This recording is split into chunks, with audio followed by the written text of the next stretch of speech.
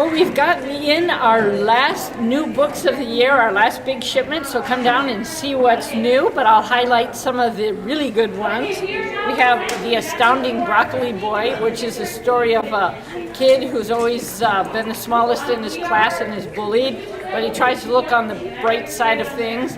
So one day when he's on a field trip and he turns bright green, he gets whisked off to the hospital where he's quarantined, along with, of course, his bully, who has also turned bright green.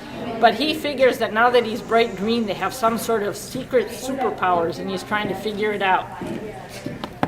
A Wicked Thing is a story about Sleeping Beauty. We all know how that goes. But what happens when Sleeping Beauty wakes up 100 years later, and really everybody she knows is dead? The kingdom has totally changed, and she thinks she's not in love with the prince. Sweet Home Alaska is a brand new book about Alaska. It's set in Palmer in the 1930s, and it's about a girl and her family who, during the Depression, move up from Minnesota to help colonize Alaska. And it's kind of like Little House on the Prairie set in Alaska. This one is a sweet read.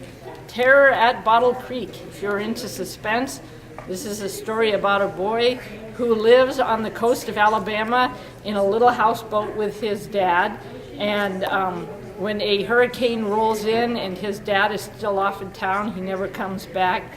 And his neighbor goes off to look for his dad, so he's stuck looking after the girls next door. And one of them goes chasing their dog into the swamp. And then he and the others go looking for her. And of course, they are caught in the swamp during the hurricane with all of the animals and them trying to seek the same high ground.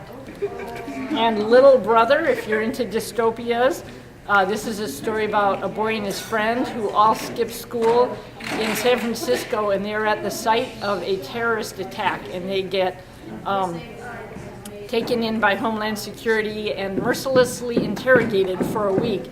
And when they're released, they find out that the whole town of San Francisco has turned into a police state, and they are trying to bring that police state down. So lots of really good stuff. Come to the library and check it out.